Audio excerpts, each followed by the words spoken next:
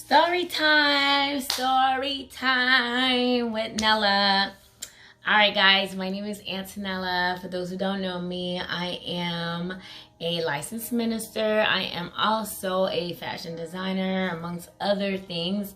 But I really wanted to talk about a story. This is just a story about a past experience that I had, and about being locked up abroad. Okay. And I think I want to say a childhood memory that is not, it didn't cause trauma, but did it? I don't even know. But it is something that I've always, at times I get those little flashback about it. So I guess maybe there's somewhat of a trauma cause effect from it. But it's not enough for me to have nightmares about it or whatever. Okay, it's just sometimes I think we've all gone through some dramatic experience in our lives or a situation that could probably be put in a movie or something like that.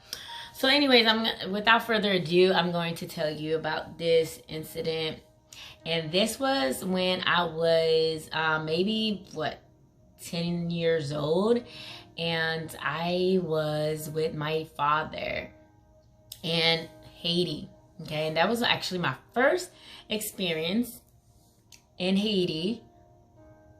And I was like daddy's girl. I'm like, wanted to go wherever my father was going, I wanted to go. But that was my first time going to see my dad in Haiti, and then my grandma was there as well. Was she there?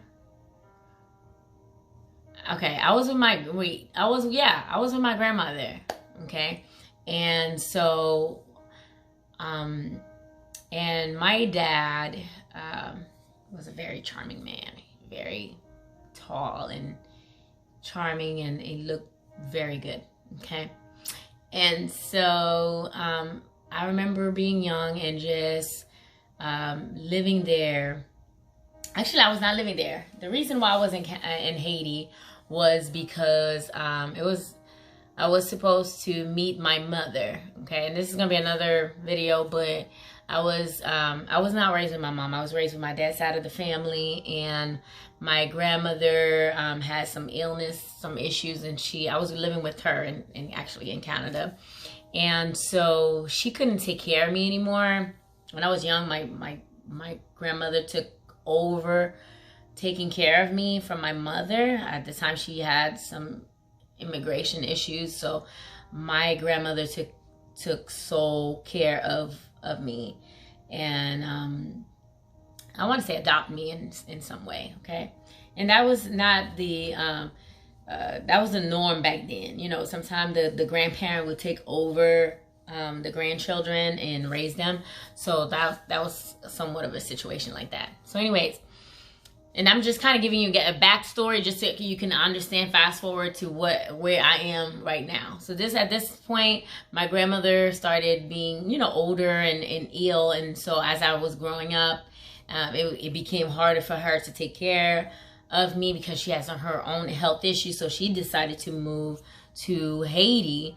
And at that time, I don't think I've really met my mom. I was like maybe 11 or I think 13 years old. I don't know. Preteen, like that stage. So I was supposed to meet my mom in Haiti to take me to America. So that was where the transaction was to come about. But before that happened, there was at least maybe 10 days in between that I was able to live with my grandmother or father, because he was in Haiti at the time. And so during those days, I was very I can't even describe what kind of child I was. I was very picky. I was not eating from anybody. I've heard stories about people in Haiti kidnapping kids and zombies and all that. I don't care. I was just hearing all these scary story about people doing, voodoo on people and all that. So I was always like on guard. Okay, when I was asleep, I wasn't asleep. Like my eyes was open. I was like, no, you ain't touching me. I ain't letting nobody touch me. Only my grandma and my dad. Like that was the only people that could talk to me. Only people that could touch me. And I just didn't trust nobody. Okay, and this is based off because of the stories that I grew up with. You know, my brothers and my sisters talking about stuff and just putting the fear in me. You know, and so, anywho. There was one particular day my dad was going out, and I was like, no, you ain't going out without me. Like, I don't want to go with you. Like, I was like begging him. I was like, I don't want to stay at the house. I just want to go with you. And he's like, you know, me being the daddy's girl and him, you know, loving his daughter. He's like, okay, you can come or whatever. So I was so happy. I remember just being so happy walking with my dad. I was like, that's my daddy. You know, and then we were walking hand in hand, and so we walking in the street in the village, because we were walking. It was like about a mile or something. Like we was walking, but I didn't care how long we were walking, because I was with my dad. I felt so protected. I felt like, you know, nobody can touch me because my dad is strong, and you know. And so we went to this restaurant. We ate chicken. It was good. And, I mean, we ate like a meal. But I just remember eating chicken or like wings. And you know, when we were in the restaurant, it was kind of weird because I noticed how certain people was looking at my dad, but I didn't know what was going on. And so it was just weird. Like you see a group of men, and then they just left. They ran outside. And so as we, you know, my dad and I go out, there's this group of militant policemen that in a white truck. And I remember because we're in the street, we were walking, but then we seen these men and this pickup truck, okay? And they're like, you can tell they're like, I don't know if they work for the military or work for the police or whatever they work for. And they barge at us. Like they come just right straight to us or to my dad.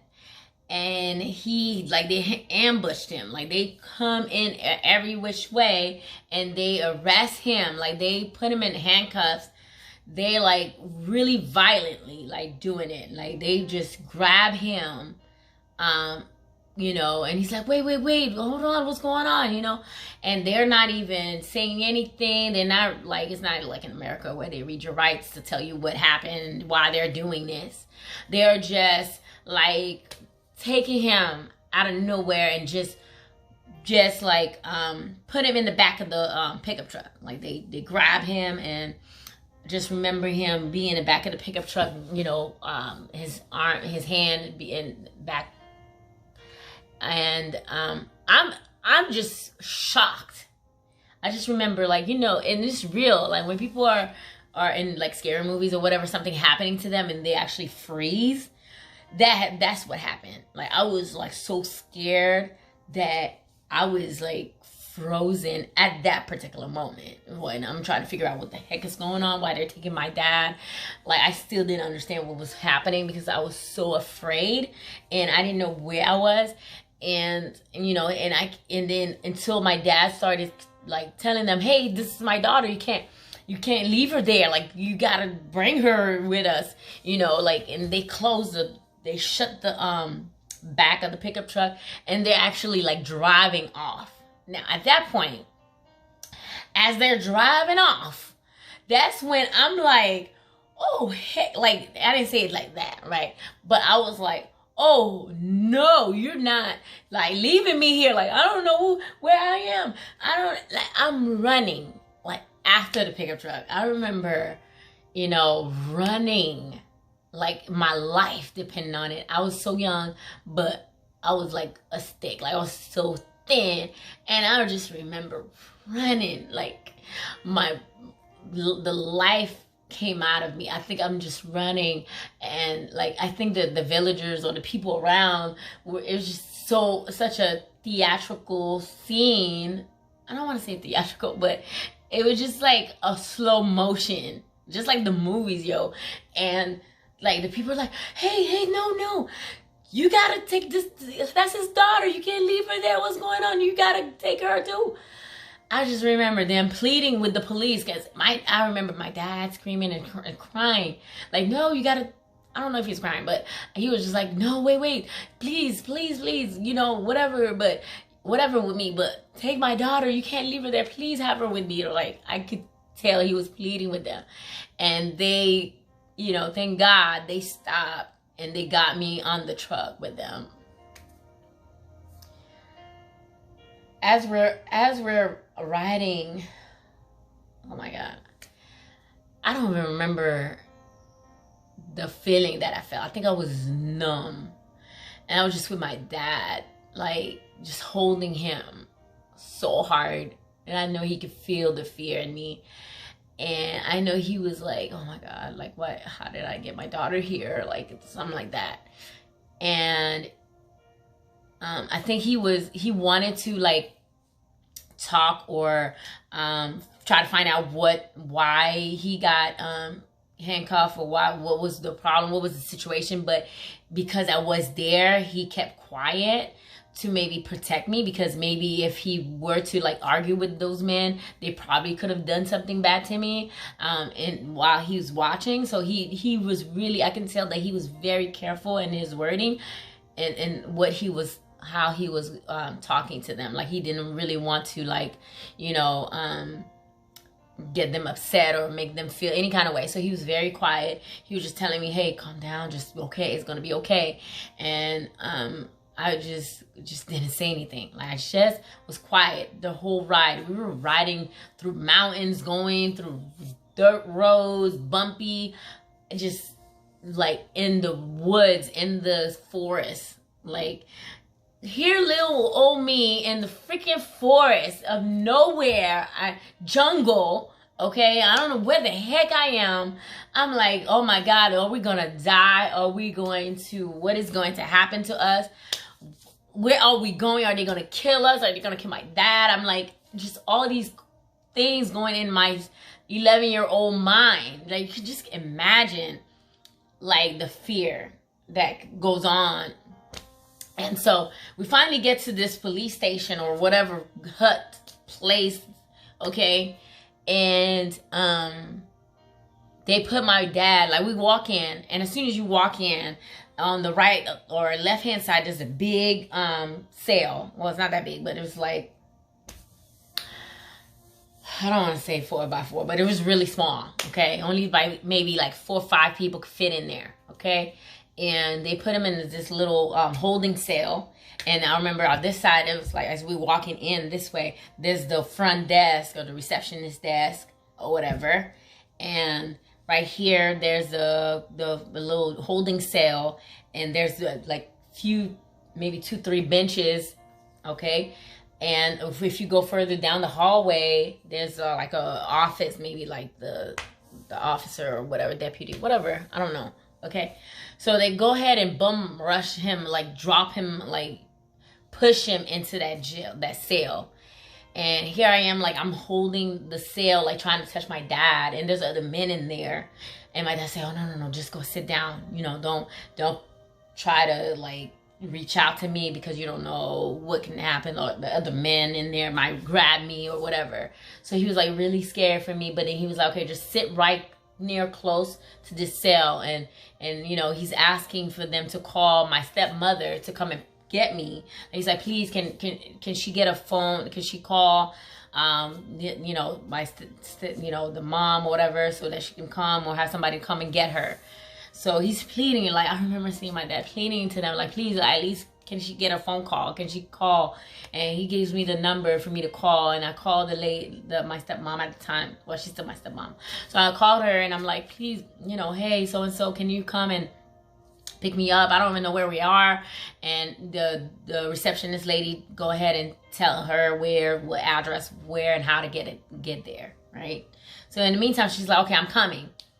In the meantime, I'm sitting like watching my dad. Like I'm just focused on like, and in my mind I'm thinking by me watching him, I'm like protecting him. I don't know why I was thinking that, but I was like, okay, let me just keep watching him, make sure he's safe and nobody's touching him and whatnot.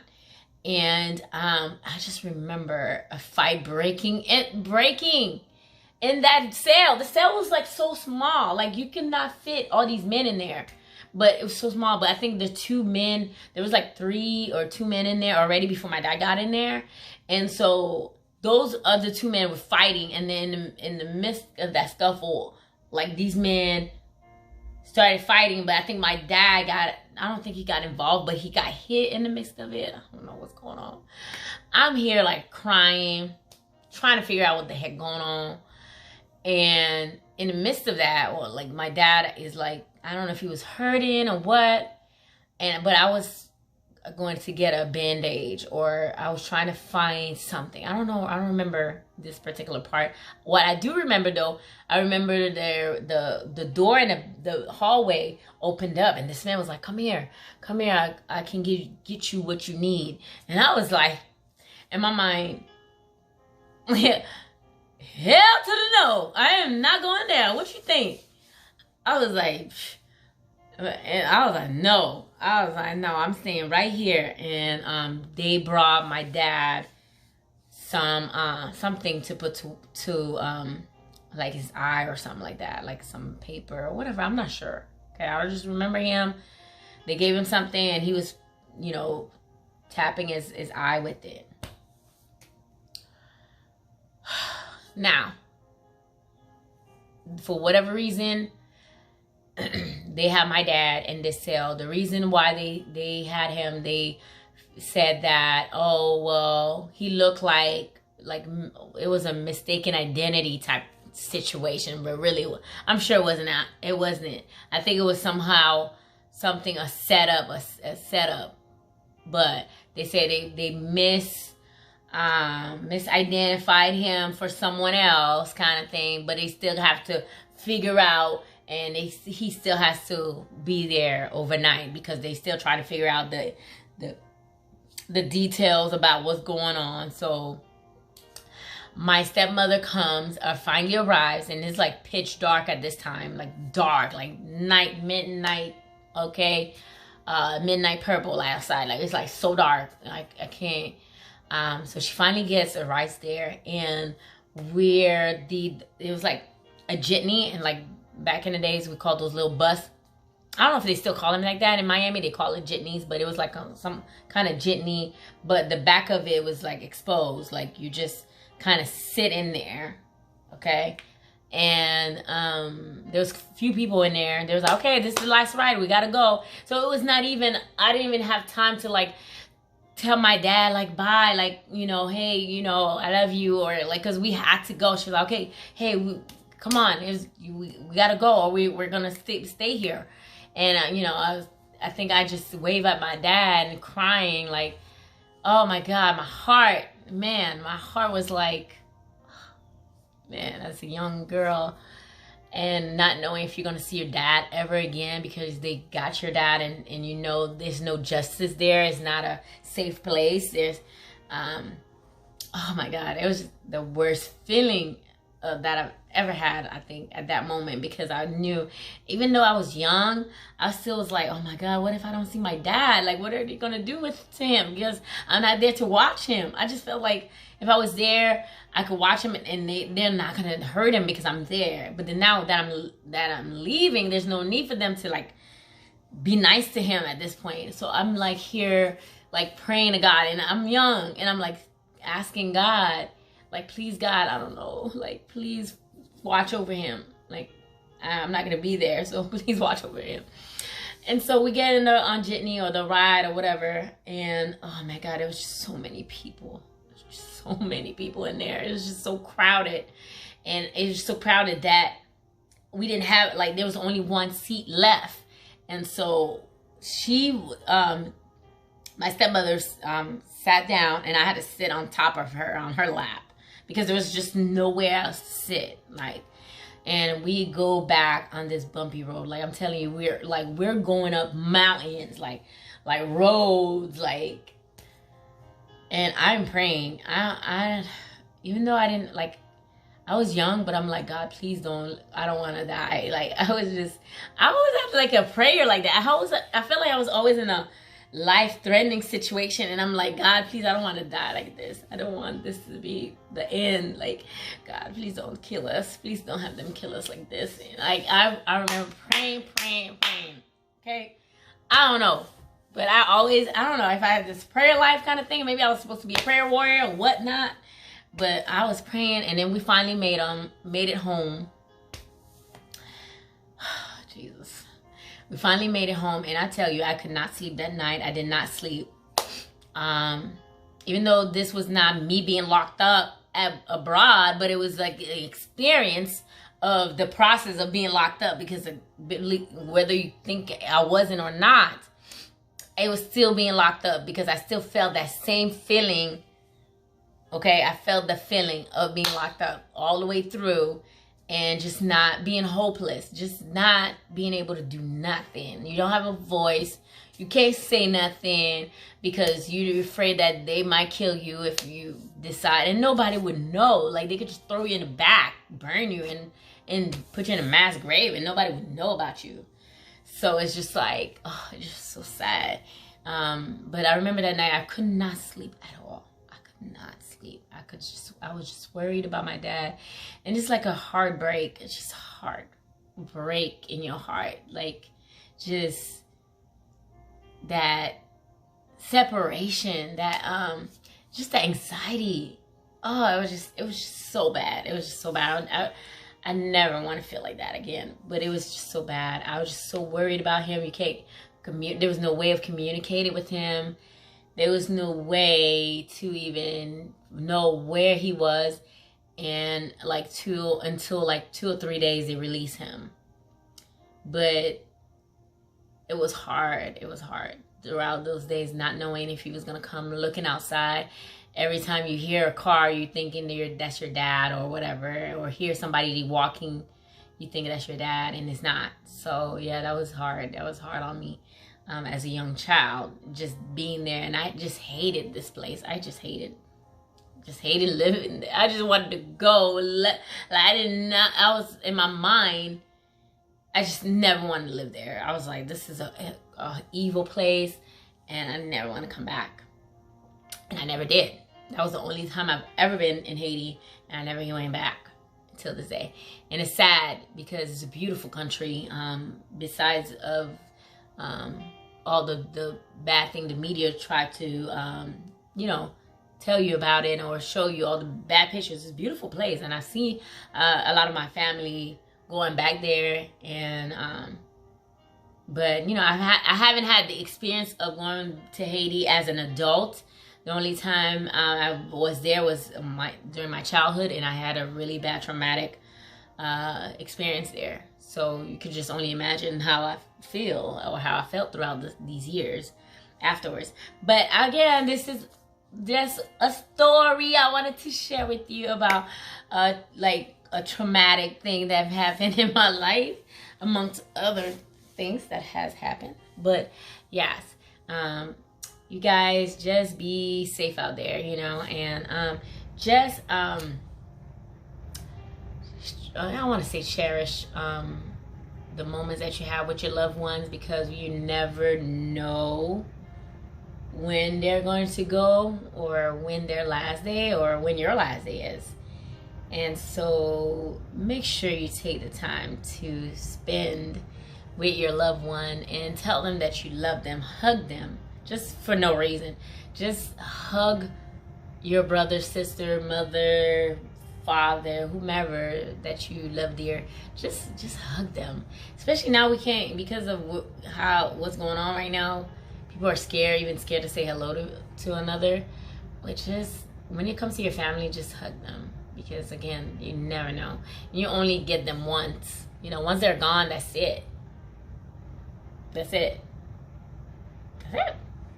So, yes, I'm going to end this by saying, guys, God love you.